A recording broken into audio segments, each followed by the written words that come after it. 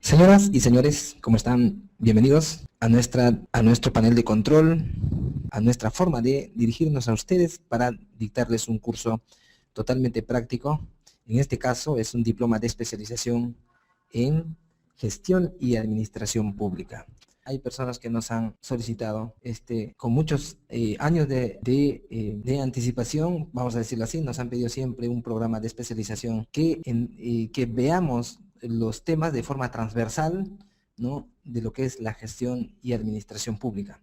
Es por eso que este programa ha sido factible y ha sido posible, y para ello hemos buscado el auspicio académico de una importante casa de estudios como es la Universidad de San Marcos, para que pueda ser factible el desarrollo no solamente del curso, del diploma presencial, sino también del diploma virtual, como en este momento estamos iniciando. En verdad, asimismo, en nuestros 11 años de trayectoria, estamos muy contentos que prestigiosas instituciones nos respalden las enseñanzas que impartimos por el bien del gestor y administrador público. Entonces, aquí tenemos un planteamiento por qué debemos llevar un diploma de especialización de lo que es la gestión pública, cómo así debemos concebirla y cómo debemos manejarla. Entonces, por eso que nuestro primer punto es: el participante desarrollará una visión integral de la gestión y administración pública. Podrá reconocer el manejo de los procesos, procedimientos, metodología, herramientas y normativas que faciliten la toma de decisiones para una gestión eficiente, ¿no? Asimismo, adquirir mejores oportunidades de empleo al contar con una diplomatura especializada en gestión y administración pública. El beneficio que yo tengo, aparte de tener una certificación expedita por la universidad, en este caso, nosotros vamos a contar con horas lectivas de capacitación. Esta certificación es muy importante, amigos, porque recuerden ustedes que cuando ustedes van a postular a un puesto, lo primero que les piden es acreditar sus años de experiencia, acreditar su formación profesional. También ustedes van a recibir en una zona especial, en una zona exclusiva de miembros, todas las normativas de los sistemas gubernamentales. De cada uno de los temas que vamos a ir mencionando, vamos a entregarle las normativas, los casos, los materiales van a estar disponibles para que ustedes lo puedan revisar, lo puedan bajar y lo puedan imprimir. Entonces, en cada sesión que se va desarrollando en esta modalidad virtual, queda grabado en la zona privada de miembros y ustedes pueden revisarlo cuantas veces sea cada clase. Esta es la particularidad que tiene estos eventos que se hacen de forma virtual o en teleconferencia en vivo. Bien, en esta noche nos acompaña el doctor Julio Puntriano Suárez. Él es un consultor con muchos años de experiencia, ¿no?, en temas de gestión pública. Lo hemos conocido hace más de 10 años en el Ministerio de Economía y Finanzas. Él ha sido ahí un importante gestor, y también dentro de sus más conspicuos funciones ha sido el ex secretario general del Ministerio de Trabajo. Yo creo que es una autoridad y conoce bastante los procesos, puesto que también ha sido asesor de principales ministerios. Entonces él, yo creo que es una persona muy idónea para que pueda dictar esta primera sesión. Ahora yo quiero centrarme un poquito en lo que es el temario. Ustedes también lo pueden hacer, de hecho seguramente lo han revisado, es nuestra página web. Muy bien, amigos, a los que recién se van conectando, una vez más le damos la más cordial bienvenida a esta forma de difundir las capacidades que todos los que estamos inmersos en la gestión pública, directa o indirectamente. Primero, por ejemplo, la ley de contrataciones del Estado es una ley sumamente importante que un gestor público debe saber. Es por eso que hemos visto este primer tema, que es el Estado y la nueva gestión pública. Yo creo que debemos entender de qué gestión estamos hablando, en qué escenario nos vamos a mover, cómo vamos a entender la gestión pública, cómo debemos entenderlo, hacia dónde estamos apuntando y qué es lo que el Estado requiere para mejorar, ¿no? Para mejorar ese servicio que presta al ciudadano que somos todos nosotros. Ahora sí, estamos nuevamente con ustedes y una vez más dándole la más cordial bienvenida a esta transmisión en vivo que RIC Consulting está desarrollando para ustedes. Así es que, amigos, solamente quiero ya esta noche dar la más cordial bienvenida al doctor Julio Puntriano para que podamos dar por inicio a este importante tema para ver, ¿no?, más de cerca el Estado y la nueva gestión pública. Doctor, buenas noches, bienvenido. Muy buenas noches, ingeniero Misael Rivera. ¿Cómo estamos? Muy complacidos de estar aquí para presentar esta sesión y también presentar los beneficios y alcances del diplomado tan importante que se está llevando a cabo. Creo que hay que saludar este esfuerzo que pretende ser integral.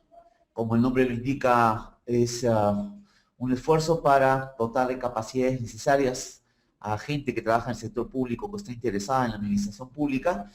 Ahora, siempre se ha discutido, y alguno de ustedes se habrá preguntado, ¿cuál es la diferencia entre administrar y gestionar, ¿no? Hasta hace cierto tiempo se hablaba de administración pública y hoy se habla más sobre gestión pública. La idea es, si se quiere, entender que estamos en un proceso de cambio en la administración pública. Las cosas ya no lo estamos haciendo como antes. La gente, los ciudadanos son diferentes, están más educados, son más exigentes. La gente reclama cambios en la realidad y no solamente cumplimiento de normas legales. Si se quiere, el paradigma administrativo tradicional, es decir, la manera de pensar tradicional de la administración pública, ha entrado en crisis ya hace mucho tiempo y en nuestro país lo vemos todos los días. Lo vemos todos los días porque en realidad al ciudadano común y corriente poco le importa si la administración pública saca 50.000 órdenes de servicio o hace 500.000 registros en el SIAF o emite 300 informes o produce 400 resoluciones o decretos supremos. La gente lo que le interesa es en qué hace el Estado, en qué cambia mi vida. Y ese es el elemento fundamental que tenemos que tener en cuenta cuando hablamos de gestión pública. La administración, administrar significa cumplir con funciones, significa cumplir con normas, significa cumplir con legislación, significa controlar, significa también producir. Si se quiere, los pilares básicos de la administración tradicional está dado por 3 elementos importantes. La legalidad, es decir, la observancia de las normas legales. Segundo, el control de los recursos. Y tercero, producir. Esos 3 pilares de la administración tradicional responden también a las características iniciales de lo que planteó un señor llamado Max Weber, que algunos de ustedes deben haberlo escuchado, que establece las características del modelo burocrático tradicional, de la administración tradicional. Esa administración tradicional que planteó Max Weber, pues hoy día ha entrado definitivamente en crisis y requiere su cambio. Surgieron voces y surgieron elementos que reflexionaron en torno a lo que era la administración pública, ¿no? La administración pública concebida como aquellas características que planteó Max Weber, por ejemplo, para profundizar un poquito en el tema. Max Weber decía que la administración pública debería estar consagrada al cumplimiento de las leyes y las normas. Hoy en día vemos que hay muchas entidades que cumplen con las normas, escrupulosamente con las normas, con las directivas, con los reglamentos, etcétera, pero no producen resultados. Tienen PEI, tienen POI, tienen PIA, tienen PIN, tienen el PAPE-PIPOPO, pero no producen resultados, no generan cambios, no aportan al desarrollo de nuestro país. Y cuando hablamos de eso, estamos hablando que este modelo entra o ha entrado en crisis ya hace algunos años atrás. Esa característica de la legalidad que planteó Max Weber a finales del siglo XIX se mantiene aún en la actualidad. El burócrata promedio, cada vez que hay un problema, lo único que piensa es: hay que sacar una norma para solucionar el problema de la seguridad ciudadana. Hay que sacar una norma para solucionar el problema de la basura. Hay que sacar una norma para solucionar el problema de la salud, de la educación. Sin embargo, surgen otras voces que sostienen que lo que hay que introducir es más gestión y menos papel. No es casualidad que otra de las características que plantea Max Weber al modelo burocrático tradicional, por ejemplo, era la de las comunicaciones formales. Todo tiene que ser comunicado a través del papel. Y eso genera también un elemento de demora en la administración pública. Todo se tiene que comunicar con papel. El trato es impersonal. La gente no importaba para el modelo burocrático tradicional. La gente solamente es un código y un cargo. Hoy en día es imposible hablar de organizaciones y de éxito de organizaciones si es que no se habla del potencial del talento humano. Aún en la administración pública actual, la gente es considerada como un recurso, como una cosa, ¿no? Res en latín significa cosa. Y hablamos de recursos humanos cuando deberíamos hablar de talento humano. Y el centro de una organización es precisamente que exista una acción colectiva, que la gente esté identificada, que exista una cultura organizacional, sobre todo en el sector público, una cultura orientada al servicio, al ciudadano, una cultura empática. Y ese elemento es importantísimo tener en cuenta para poder, si se quiere, entender que tenemos que cambiar. Ustedes pueden apreciar ahí en sus pantallas, ¿no es cierto?, las características de este modelo burocrático tradicional. Y estamos viendo, por ejemplo, el carácter legal de las normas y reglamentos, que es el número 1, el carácter formal, las comunicaciones, como habíamos hablado, la impersonalidad de las relaciones, que es otro elemento clave, y lo que ha generado también diferentes problemas en la administración pública, y lo sufrimos hasta ahora, es ese carácter racional y división del trabajo que Max Weber copia de los teóricos de la Revolución Industrial como Fayol y Taylor. ¿No? Cuando se habla, por ejemplo, que hay que trabajar cada uno bajo un principio de especialidad. Entonces, presupuesto con presupuesto, inversiones con inversiones, contrataciones con contrataciones, personal con personal, como si fuéramos islas. Ustedes saben que esa tal vez sea la madre de todos los problemas.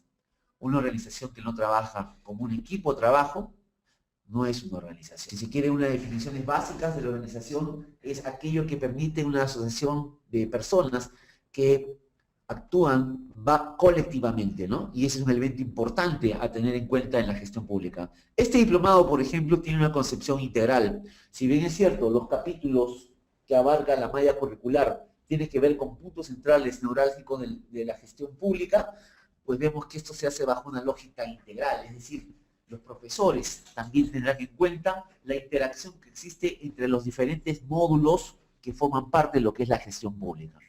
Pero decíamos entonces que estas características, aunadas, por ejemplo, a la jerarquía, donde todo lo que tiene que decidir la alta dirección, genera, obviamente, una baja capacidad de respuesta en términos de calidad y en términos de temporalidad.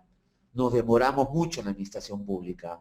Existen muchos costos de transacción internos, muchas dificultades para sacar adelante servicios. La gente pide que se solucionen los problemas hoy, pero la administración parece que vive un mundo que no es el de este, porque se toma su tiempo. Y cuando hablamos de eso, estamos hablando entonces de un modelo burocrático que no responde a la velocidad que exige la gente hoy en día. Algo tiene que cambiar. Con mucha pena podríamos decir, por ejemplo, que en el Perú, a pesar del crecimiento económico, a pesar de exhibir cifras macroeconómicas de primer nivel, tenemos serias debilidades que impiden que despeguemos como país desarrollado. Nuestra Constitución nos habla de salud y educación y todavía seguimos teniendo problemas importantes en salud y educación.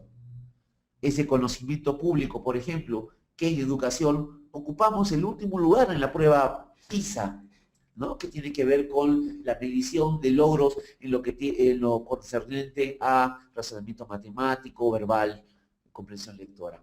Y podemos ver ahí que nuestros niños, nuestros jóvenes, no están preparados, no están entrenados de manera que les permita ser competitivos en el mundo actual. Si ustedes ven o revisan los subíndices del índice de competitividad global, podemos ver que el Perú ocupa uno de los últimos lugares en todo el mundo en lo que es innovación y tecnología, en lo que es eso que tiene que ver tan importante en el desarrollo de un país, que es la preparación de su potencial humano. ¿Qué hace el Estado? Se pregunta a la gente. El Estado es una entelequia, el Estado es una abstracción. El Estado es posible con la administración pública.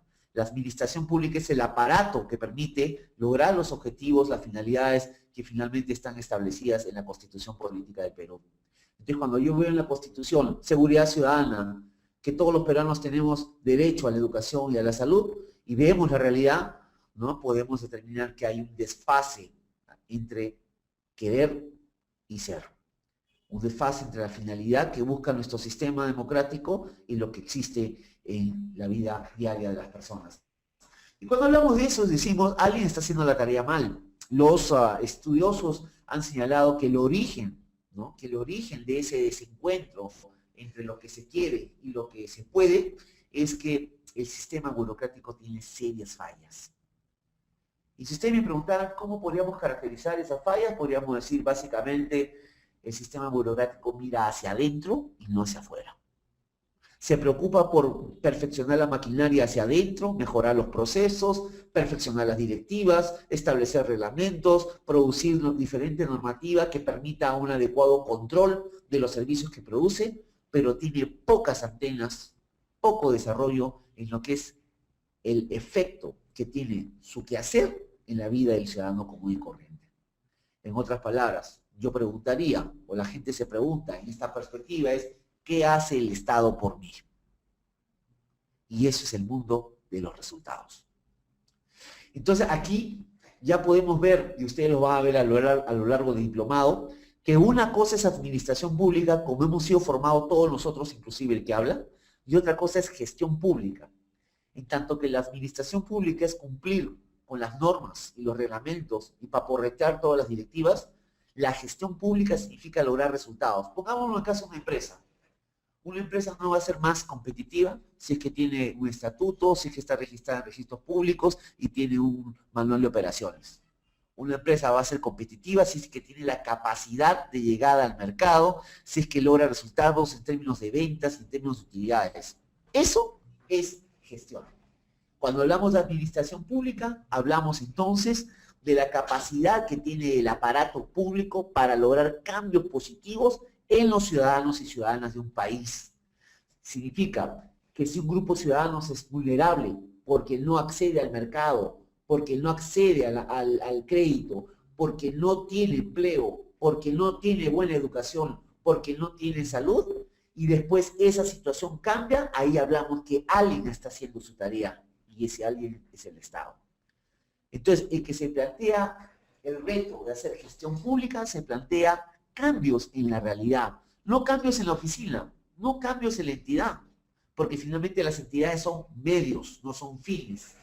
El que hace gestión pública se plantea cambios en la población objetivo, ¿no? Que es un concepto que en la administración pública ya se conoce por el SNIP y por el presupuesto por resultados. Cambios en la población objetivo. Todas las entidades públicas están orientadas a lograr cambios fundamentales en la administración, en la vida de los peruanos y peruanas. Señores, perdonen un segundito, doctor. Estamos con la participación del doctor Julio Puntriano Suárez, a quien le hemos dado la más cordial bienvenida para esta sesión, porque precisamente estamos viendo el tema del Estado y la nueva gestión pública. Esta es una visión holística que tiene la gestión pública, y justamente en este terreno estamos viendo pues las diferencias que hay entre ser un administrador público y ser un gestor público.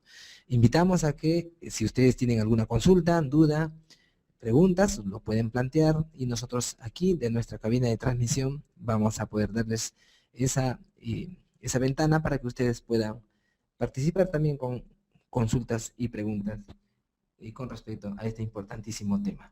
Bien, doctor, vamos a continuar. Muy bien. Es por eso que si ustedes revisan la información general que ha sido proporcionada por RC Consulting, van a ver que los docentes que han sido convocados para este diplomado, todos ellos hacen gestión pública. Es decir, no son los típicos docentes universitarios, académicos, que investigan y que están consagrados al estudio, sino también, digámoslo así, tienen una relación entre la teoría y la práctica. Vamos a ver que en todos los casos son personas profesionales distinguidos que tienen una labor importante, no desde ahora, sino desde siempre en la administración pública, y eso le da un valor agregado. Una cosa es con guitarra, es el dicho criollo, y otra cosa es con cajón. Una cosa es leer la normativa y tratar de explicarla, y otra cosa es gestionar. Cuando hablamos de la gestión, entonces hablamos que no se puede hacer gerencia pública, por ejemplo, sin comunicación. Si ustedes revisan las directivas o los reglamentos o los decretos supremos, no existe ninguna norma que hable sobre comunicación organizacional y comunicación hacia los ciudadanos. Sin embargo, es desde la experiencia de los estudios de investigación importantísimo el rol de comunicación que pueda tener el gestor público para lograr sus objetivos y metas. Cuando no hay comunicación, hay conflicto. Y cuando hay conflicto, inclusive, la administración pública no es capaz de resolver, porque no hay funcionarios públicos que estén, digámoslo así, especializados en resolver, detectar o prevenir conflictos sociales. Entonces, cuando hablamos de eso, hablamos de cuáles son las capacidades que debe tener el funcionario público. Cuáles son, si se quiere, las condiciones, las competencias que tiene que tener el funcionario público. Y cuando hablamos de eso, estamos hablando que no solamente necesitamos conocimientos, sino necesitamos actitudes y desarrollar habilidades. Y eso es un poquito también lo que va a ofrecer este diploma. Bien, ahí vamos con la primera consulta. Dice Fernando, ¿y qué hace el Estado peruano al respecto para que sus trabajadores que realizan la administración pública no cambien ese pensamiento? Porque hasta ahora todavía se ve la burocracia en las diferentes instituciones. Bueno, en honor a la verdad se hace poco. Esto debería ser impulsado, estos esfuerzos de capacitación y entrenamiento deberían ser impulsados desde el Estado. Qué importante sería, pues, que empresas especializadas como esta trabajen con el Estado. Necesitamos más capacitación, necesitamos romper el paradigma. Si la teoría y la práctica nos dice que la única manera de tener éxito en la transformación de la gestión, en lograr resultados, es, sobre todo, motivando al potencial humano. Yo tengo una frase muy importante. Cuando una persona se compromete, porque tenemos en la administración pública mucha gente que está descontenta, mucha gente que está inconforme, y está inconforme porque no hay políticas claras en materia de gestión del potencial humano, no hay políticas claras que privilegien al individuo sobre las normas, y eso también es un elemento sintomático de la administración pública. Pero lo que digo es que para hacer eso necesitamos tener personas comprometidas, gente que trabaja al servicio público de manera comprometida, y para comprometerte tienes que estar motivado, para motivarte tienes que estar interesado, y solamente el ser humano se interesa en aquellas cosas que lo hacen feliz. En consecuencia, cuando hablamos de compromiso, hablamos que también el servidor público tiene que ser feliz. Y yo me pregunto, distinguido participante, ¿cómo puedo ser yo feliz si soy un contratado CAS, que me renueva el contrato cada mes? Que yo no sé si el próximo mes seguiré trabajando o no.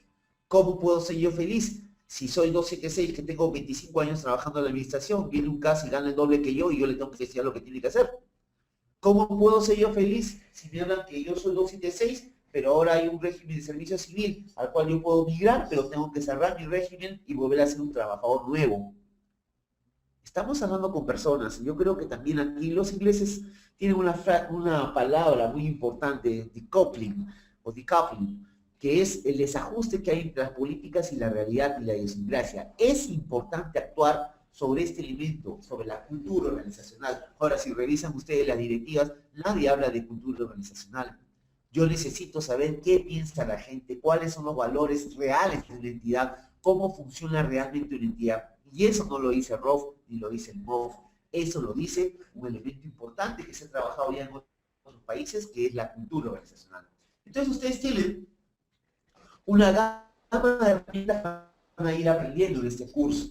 No solamente aquellas que están vinculadas a la legislación vigente en materia de administración pública, es decir, tienen instrumentos que vamos a estudiar como los planes estratégicos, el presupuesto, el plan anual de contrataciones, la gestión de la contratación, el presupuesto por resultado, el Sistema Nacional de Inversión Pública por los PIBs, etcétera, no sé, todo el control gubernamental, la ley de servicio civil, las contrataciones, etcétera, pero también es importante que detrás de eso, para motorizar eso, para llevar adelante eso, necesitamos ciertamente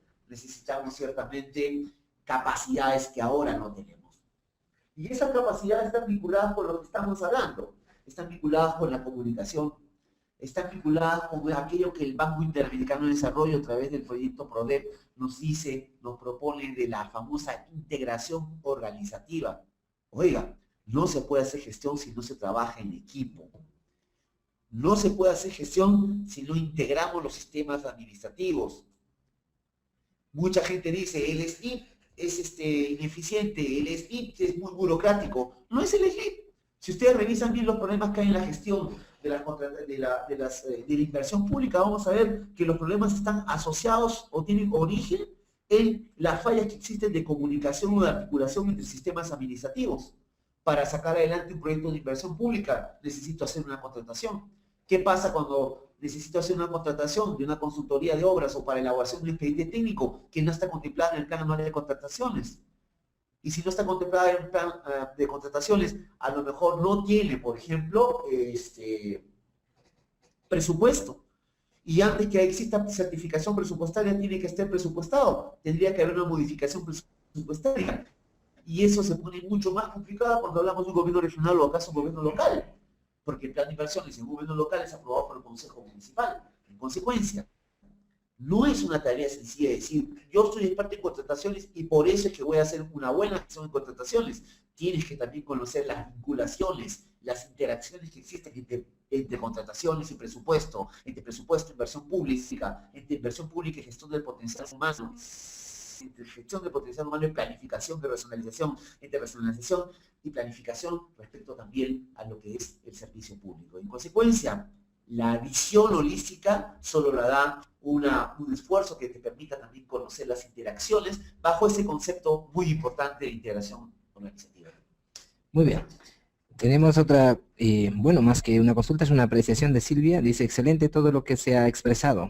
Precisamente me parece que todo jefe de institución, todo director, antes de asumir el cargo, debe ser capacitado o debe saber hacer gestión. Este debe ser un requisito básico. Bueno, estamos con tu opinión, Silvia, y yo creo que es importante, ¿no?, que va a argumentar el doctor, pero antes quería también felicitar y dar lectura a la consulta de Alicia Cristina. Dice, buenas noches. ¿A qué se refiere con la característica 8? Especialización de la administración independientemente de los propietarios. Ok. En relación a lo que manifiesta Silvia, sí. O sea, deberíamos hacer lo que el sistema administrativo inglés se conoce como shadowing. Shadow es una palabra inglesa que en castellano significa sombra, ¿no? Shadowing se traduce como sombreando. Acá en el Perú lo vemos a veces en los bancos, ¿no? Cuando vamos a un banco vemos al cajero, a la persona que nos está atendiendo, pero tenemos atrás una persona que está aprendiendo y mira lo que hace el especialista. Nosotros necesitamos también desarrollar eso, que todo aquel que ingresa al servicio público aprenda en la práctica de qué se trata cuando hablamos de servicio público. No solamente se trata de conocimiento, mi querida Silvia, no solamente se trata de que pasen un examen para saber o para capacitarse en materia de gestión pública. No solamente es conocimiento, vuelvo a decir, también es desarrollar competencias. No puedo poner como jefe a un individuo que odia a la humanidad. No puedo tener como director a una persona que no maneja sus emociones. Eso es impensable en la administración pública. Tenemos que tener la capacidad para poder tener la calma, la paciencia, la habilidad para negociar, porque lo más importante es lograr objetivos y resultados. Eso pasa por inteligencia emocional, eso pasa por asertividad, eso pasa por comunicación, eso pasa por empoderamiento, que es delegación. Hay muchos jefes que no quieren delegar nada, ellos deben concentrar todo. Entonces, no podemos cambiar la administración pública si no cambiamos nosotros mismos. Y la idea fundamental para eso también es compartir las experiencias. La mayoría de los profesores que están aquí, o todos en realidad, han pasado por ese proceso. Eso no se aprende necesariamente en las aulas, también se aprende en la práctica. Y esa riqueza que está en la experiencia es también el valor agregado que podemos tener en este diplomado, ¿no? Con los casos concretos podemos mencionar diferentes casos. Ahora, en relación a lo que me cuenta Alicia, qué bonita pregunta. Se nota que estás bien atenta, ¿no? Esta especialización en administración independientemente de los propietarios significa, en otras palabras, que quienes administran los recursos públicos, quienes hacen la administración pública, no son pues los dueños del negocio. Los funcionarios públicos no son los dueños del erario nacional, ni son los dueños del Estado. Los dueños del Estado somos todos nosotros. Entonces, cuando hablamos de administración independientemente de los propietarios, nosotros estamos hablando de un servicio que en realidad es ejercido por personas que tienen la acreditación suficiente o tienen el mérito suficiente, en palabras de Max Weber, para poder asumir esas funciones. Y esta independencia está marcada en la medida que cumplan con las normas y dispositivos legales. Entonces, cuando Max Weber plantea esta característica del modelo burocrático tradicional, está planteando que la administración es independiente porque, en primer lugar, se rige por normas legales y que es independiente de los propietarios en la medida que no responde a ciertas personas o individuos, sino responde finalmente a principios que están consagrados en la normativa. Entonces, ese es un elemento muy importante, ¿no? En la historia de las organizaciones, por ejemplo, podemos ver pues, que los dueños del negocio son los que administran, ¿no? Si lo queremos hablar en otros términos, ¿no? Pero a medida que evolucionamos, la administración tiene que estar en manos de aquellas personas que están preparadas para ello. Entonces, en realidad, este es un principio que incorpora Max Weber a la administración pública, como los otros que estaban ustedes viendo. Entonces, hablamos de gestión pública como aquella capacidad que podemos tener para lograr resultados. Entonces, acá también quiero yo llamar su atención. ¿Quién será entonces un buen contador en la administración pública? El que hace buenos balances, el que hace buenos registros, el que no se equivoca, el que saca estados financieros o auditorías financieras limpias. No. Ese hace administración. Un buen contador será el que hace gestión financiera. Y ustedes miran, ¿qué cosa es gestión financiera? Si ustedes ven, por ejemplo, un balance, o ven, por ejemplo, el patrimonio que está reducido, porque, por ejemplo, no hemos hecho saneamiento legal, físico-legal de bienes inmuebles en muchas entidades, gobiernos locales, gobiernos regionales que tienen propiedades, pero que no están registradas, obviamente su patrimonio resulta diminuto en relación